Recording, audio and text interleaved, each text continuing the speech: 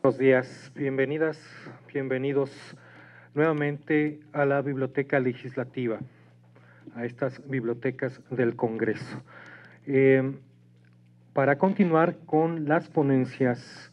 sobre Juárez en los acervos de las bibliotecas del Congreso, me siento muy halagado por la invitación de la doctora María Vázquez, directora de las bibliotecas, por estar aquí frente a ustedes y platicar de otra gran obra en este trayecto histórico de la figura del Benemérito de las Américas. Es una historia muy que ha dado mucho de qué hablar por la controversia que la propia figura de Benito Juárez ha tenido a lo largo de la historia patria. Y justamente hemos elegido para el día de hoy hablar sobre una obra que es un ícono en esta polémica de la figura del Benemérito de las Américas, de don Benito Juárez. Esta obra que sale a la luz en 1906, justo cuando se celebra el centenario del natalicio de don Benito Juárez, es una respuesta a un ataque muy duro del propio Partido Liberal hacia la figura de Juárez. Y bueno, hemos elegido por esta razón este libro que lo tenemos en los acervos de estas grandes bibliotecas. Juárez, su obra y su tiempo, de Justo Sierra, tenemos en la edición facsimilar que se hace, es la edición facsimilar del original de 1906, que es editado por la Comisión Nacional de los Derechos Humanos en México y por el propio editor original de la obra, justamente cuando se celebra el bicentenario del natalicio de Benito Juárez. Hay múltiples ediciones de esta obra, quizá la que ha recorrido históricamente más tramo en estudios es la que publica la Universidad Nacional Autónoma de México cuando integra a las obras completas hacia el año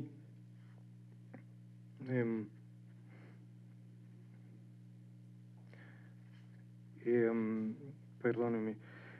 hacia los 150 años del natalicio de don Benito Juárez, integra en las obras completas la Universidad Nacional Autónoma de México justamente esta edición conmemorativa de Juárez, su tiempo y su obra, y otra vez en 2006, en el Bicentenario, se publica por separado. La Universidad Nacional Autónoma de México lo publica por separado, este volumen de Juárez, su obra y su tiempo. También se encuentra en los acervos de las bibliotecas de la Cámara de Diputados. Decíamos, tiene múltiples ediciones, pero lo más importante quizá es que esta obra nace con el propósito de llevar a cabo una defensa de la figura de Juárez en un tiempo en que fue muy polémica esta figura tan importante que sin duda es un parteaguas en la política de nuestro país. El origen de esta obra fue que en el año 1904 sale a la luz el libro El verdadero Juárez y la verdad sobre la intervención y el imperio del ingeniero, historiador y escritor liberal Francisco Bulnes, en donde ataca directamente la figura de Juárez por sus decisiones en ese momento tan importante de la historia del país, en donde teníamos amenazas de múltiples naciones extranjeras para intervenir a México. En una primera instancia, esta es uno de los primeros ataques, pero también ataca la figura del presidente Juárez porque llega justamente a la primera magistratura del Estado mexicano en un momento muy controversial, porque siendo presidente de la Suprema Corte de Justicia pasa a tomar la primera magistratura del país sin ratificación del Congreso, en un momento en donde estábamos en un estado de excepción, y que esto lo llevó a transitar los 14 años. Y bueno, la siguiente crítica a la figura de Juárez es justamente que amplía su periodo presidencial por 14 años en estos momentos, y no es, bueno, evidentemente va a ser atacado por Bulnes, porque mantiene esta crítica de un Juárez no demócrata, sin tomar en cuenta específicamente que estaban viviendo la nación un estado de excepción, justamente que le tocó transitar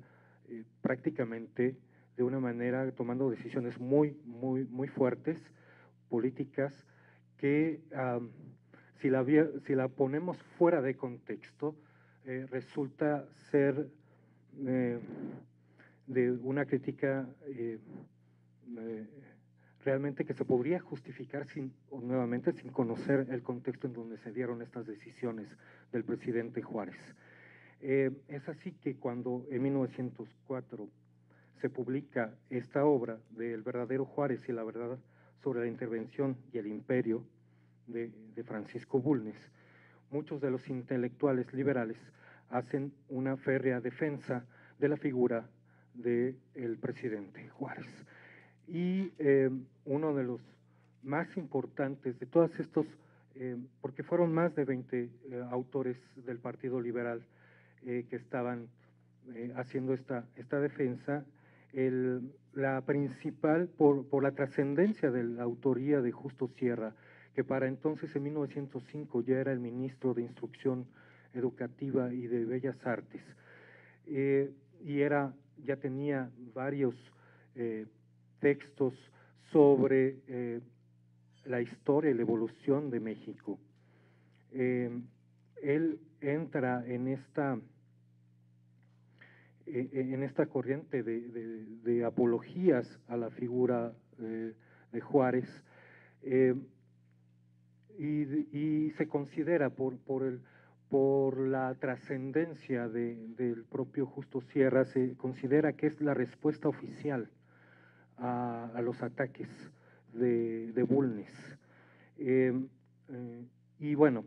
¿cuál es exactamente? Bueno, uno de los propósitos evidentemente es contestar a los ataques de Bulnes, y desde dónde desde dónde va a ser la respuesta de Justo Sierra a estos ataques a la figura de Juárez. Justo lo que ya había, todas las tesis que había presentado desde la postura de los científicos, este grupo que se encargó de formular el programa educativo para el país en tiempos de don Porfirio Díaz. Desde esta postura, que evidentemente es de un carácter positivista, de la educación positivista francesa, tenemos evidencia que el propio Justo Sierra es educado en gran medida por los intelectuales franceses. Él se educa desde esa tradición, y tenemos muy claro que desde esta visión de la evolución histórica, todo pueblo tiene que tener 3 estadios principales. Un estadio que van evolucionando de una parte primitiva a una parte que va hacia progreso, que tiene que llegar al estadio científico progresista. Y entonces la tesis central de todo el discurso de Justo Sierra de la evolución histórica de México tiene que ver con esto precisamente, identificando el estadio religioso en la colonia, y que hay un personaje importante, el gran libertador y que da posibilidad a llegar a un nuevo estadio de evolución en la historia de México, que evidentemente está encarnado en Miguel Hidalgo. Luego pasa a un estadio necesariamente al estadio metafísico, en el que está identificándose directamente, esta es la postura oficial en aquel entonces, a la reforma, esta división del poder eclesial sobre el poder del Estado, la división de la Iglesia y el Estado. Ahí se identifica el estadio metafísico que va a dar paso nuevamente o va a permitir el último estadio de progreso hacia y de pacificación. Es necesario transitar por este estadio en un momento de de mucha amenaza para el Estado mexicano, y que lo encarna precisamente la figura de Juárez en la Reforma. Es el sumum, llega al máximo, al tope, este estadio metafísico que es necesario para llegar a un estadio de pacificación, de progreso, de una armonía absoluta en el Estado, encarnado en Porfirio Díaz, finalmente. Hacia ahí iba el discurso en estos años, aún pensando en que el propio Justo Sierra, siendo del gabinete porfirista en los últimos años del tramo del porfiriato, que algunos le han llamado el porfiriazo, sin embargo, un funcionario crítico del sistema, porque la postura, y lo tenemos evidenciado en la obra de Justo Sierra, la postura del propio Sierra es que ya no se necesitan las figuras imprescindibles en la presidencia, sino más bien buscar una política de partido, aunque fuera de un partido único, que recogiera a múltiples visiones de una imagen, de un programa, de una construcción de un Estado moderno, progresista. No podía quedar en manos de una sola persona. Esto ya lo había advertido al presidente Porfirio Díaz. Sin embargo, cuando nacen estas críticas, no del Partido Conservador, no de los abiertamente críticos del sistema porfirista y liberal de principios del siglo XX, sino de un mismo pensador, escritor liberal, que podía haber estado identificado con el mismo grupo de científicos como era Bulnes, se da la tarea del propio Justo Sierra de hacer esta apología de la figura y de la importancia de este gran personaje. Y bueno, la controversia ha seguido durante mucho tiempo. Este es, digamos, el punto más público, el que tuvo mayor relevancia en la historia de esta controversia de la figura de Juárez. Sin embargo, pues durante más de 200 años ha continuado esta controversia, y es así que desde la academia se han organizado en los centenarios del natalicio del propio Benito Juárez muchos congresos que analizan justamente esta controversia, ¿no? Hacia 2006, en el mismo año en que se vuelve a editar la revisión de esta obra, el mismo año, a pesar de la postura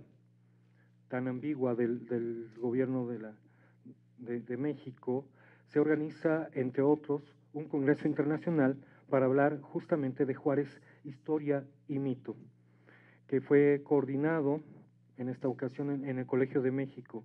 por la doctora Josefina Zoraida Vázquez, una gran especialista sobre el tema de este momento histórico de la Reforma y sobre todo de la figura del Benemérito de las Américas. Y en él justamente se invitan a aquellos estudiosos que van a hablar justamente de esta figura que es sin duda un parteaguas en la política de México. Y ahí, entre otros, habla la propia doctora Josefina Zoraida Vázquez, poniendo el énfasis en no tanto en la postura de 1906, sino en hacer un análisis mucho más profundo de las tomas de decisiones del propio Benemérito de las Américas en ese momento en donde se estuvo criticando duramente y poniendo el relieve justamente en que el, la investidura presidencial de Juárez la tuvo en un momento muy difícil y este es mi parecer como lector cuando leo todas estas obras, de sentirse en un momento que tenía que tomar decisiones muy duras, a pesar de tomar opciones que no iban a ser populares para nada, porque una de las cosas que se le critica es al haber, cosa que no está totalmente evidenciado históricamente, el haber pactado con Estados Unidos porque estaba la amenaza de Francia y de España en ese momento en la invasión, ¿no? Esta figura de haber tomado la decisión de pasar por las armas al emperador Maximiliano en un momento que le toca a él estar en el gobierno, etcétera, etcétera. Toma decisiones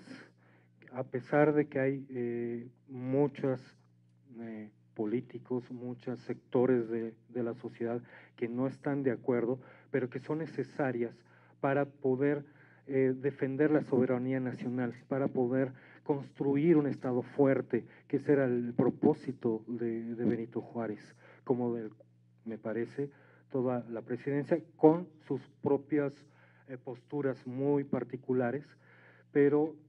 Juárez es lo que estaba defendiendo acá, era la soberanía y la fuerza del Estado mexicano, en un momento en que estaba siendo atacado por múltiples actores extraños. Y entonces, también tenemos ciertamente, como todos los grandes especialistas que hablan al respecto, tenemos esta figura del Juárez con este semblante impasible que para Bulnes era una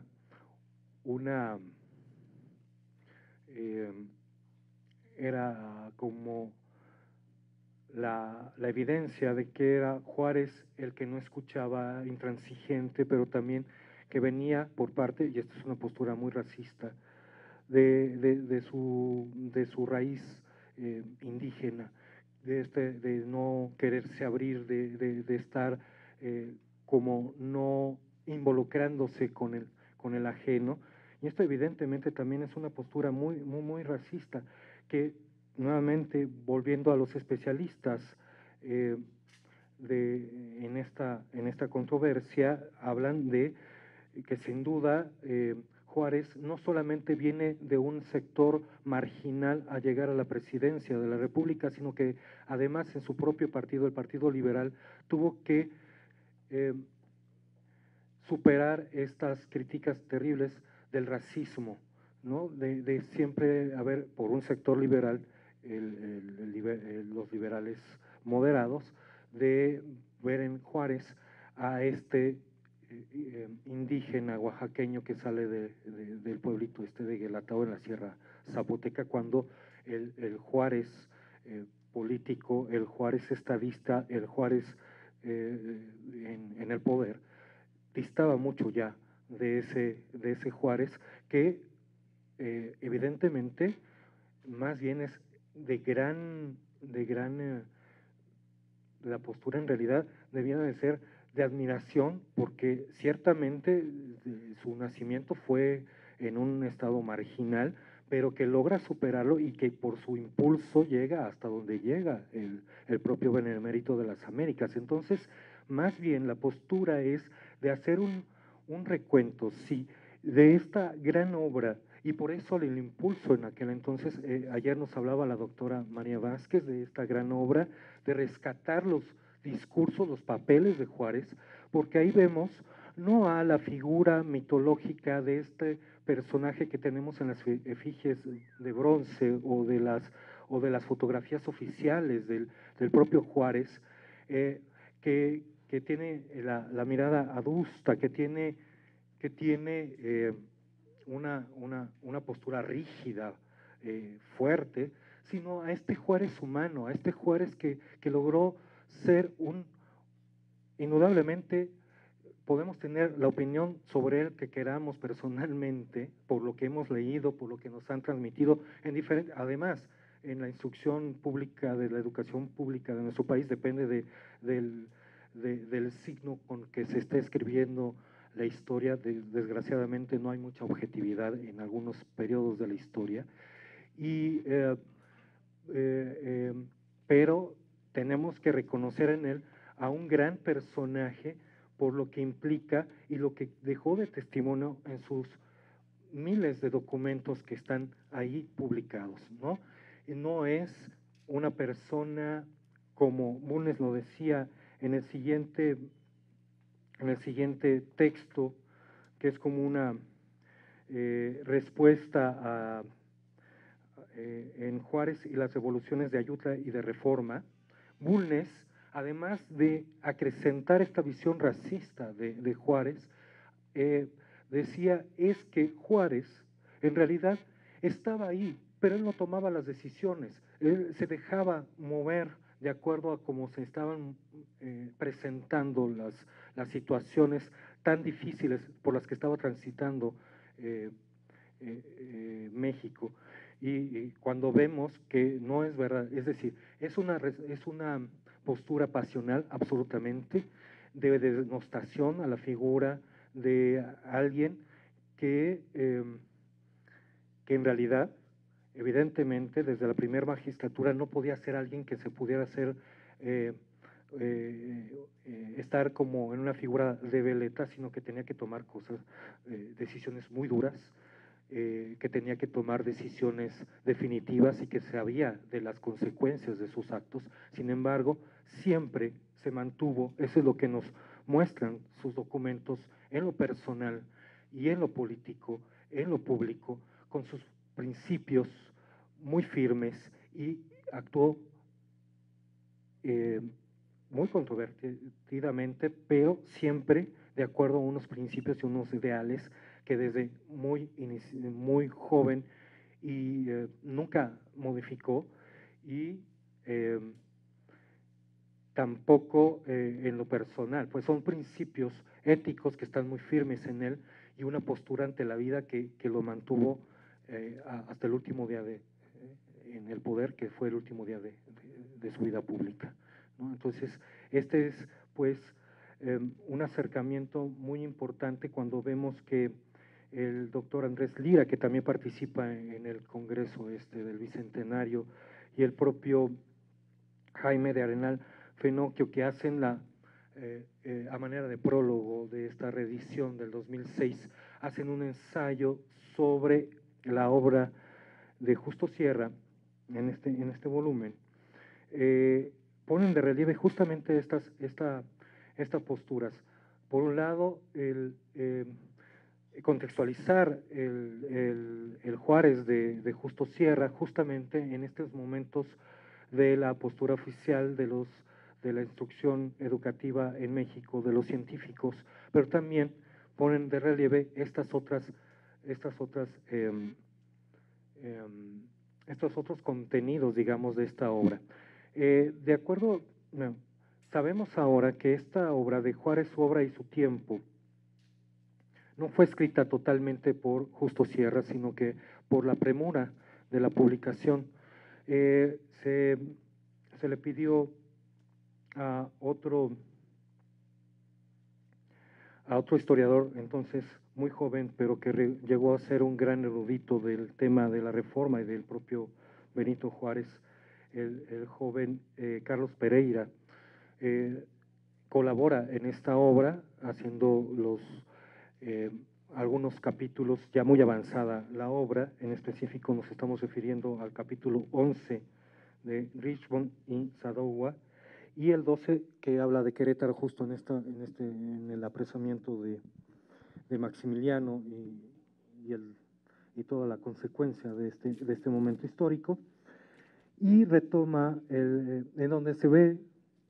justamente que hay como dos posturas frente a algunos actores históricos de aquel entonces,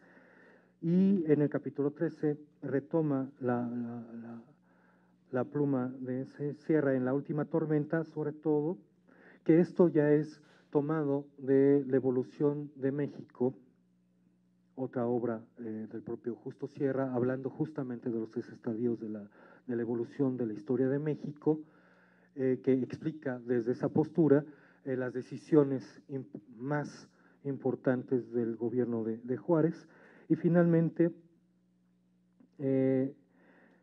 está en el capítulo último de Juárez, su obra y su tiempo, los tres grandes hombres de México, que es casi textualmente el discurso que pronuncia Justo Sierra el 18 de julio de 1906 en la ceremonia de conmemoración del centenario del Benemérito de las Américas, esto por encargo del presidente Porfirio Díaz. Y justamente es ahí donde notamos la postura más bien oficial, sobre el Benemérito de las Américas. Mucho de esto, Jaime del Arenal Fenoquio nos dice, es que hay que entender que quien pone este mito del gran Juárez, no de la persona, sino del estadista duro, fuerte, que tuvo que tomar decisiones fuertes, es el propio régimen porfirista, porque es una forma de llevar al gran mito que se estaba construyendo alrededor del presidente Díaz, porque era necesario tener un impulsor, y no es en vano que haya sido evidentemente la figura de Juárez otro oaxaqueño, ¿no? Es Porfirio Díaz, el originario de alguna manera desde la Sierra Mixteca, con su antecedente de Benito Juárez en la Sierra Zapoteca de la propia Oaxaca, ¿no? Entonces, desde eso sí hay una postura oficialista, sin embargo, no podemos dejar de reconocer que no podemos limitar ni para un lado de acrecentar un mito de la figura juarista, ni de una figura de denostación. Sería muy pobre si empezamos a limitar nuestra visión a partir de estas dos posturas. Creo que es una invitación, me parece, la que hace Justo Sierra de una manera magnífica, como su esplendorosa pluma siempre fue, de voltear a ver y de voltear a ver la propia producción del pensamiento del propio Benito Juárez. Entonces, no limitarnos a tener una visión sesgada, porque necesariamente sesgada, de denostación o de exaltación al sublime de la figura de Juárez. Esto sería mi conclusión al haber acercarme a esta obra que me permitió poner en contexto cuando yo tenía una visión, justamente por eso lo digo, muy sesgada de la figura del propio Benito Juárez. Y eso es lo que quería compartir el día de hoy con todos ustedes. Les agradezco mucho su atención. Muchísimas gracias.